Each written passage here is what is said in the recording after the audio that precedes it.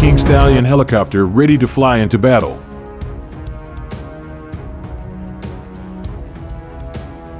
The CH-53K King Stallion lifts 3 times more than its predecessor and will help Marines carry people and equipment from ships to shore and across coastal areas.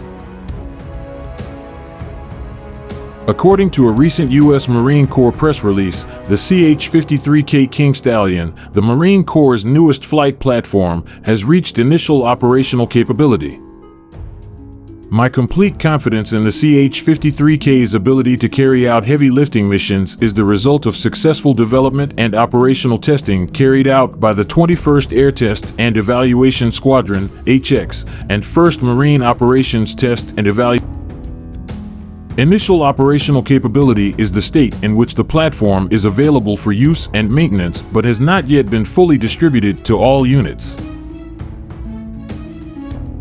Sikorsky, the aerospace company behind the King Stallion design, tweeted, "At USMC declares initial operational capability, IOC, for the CH-53. Not only is the King Stallion helicopter the largest of the Marine Corps, but it is also the largest and most powerful helicopter under the auspices of the Department of Defense. The King Stallion fits into the Marine Corps Force Design 2030 update by equipping existing ship-to-shore connectors and helping the Corps maneuver in coastal areas." In their press release, the Marine Corps explained that the 3 King Stallion engines produce 57% more horsepower with 63% fewer parts than their predecessors and can lift 3 times more than the CH-53E, the King Stallion's predecessor. The King Stallion can maintain its high performance even in what the Marine Corps calls a damaged aeronautical environment.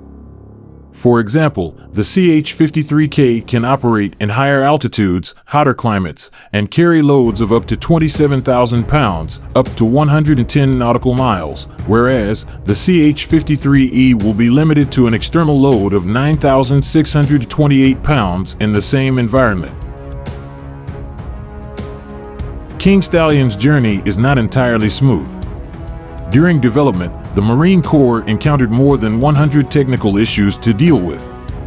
One of the most significant is the re-entry of exhaust gases, which significantly reduces the helicopter's power.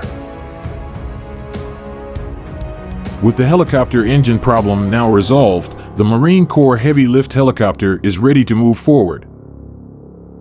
The success of the CH-53K to date is a reflection of the hard work and efforts of Marines, sailors, and civilians in VMX-1, Program Office H-53, PMA 261, and Marine Heavy Helicopter Squadron, HMH, 461, and the support we have received over the years from across the Department of the Navy and our industry partners, said Lieutenant General Wise.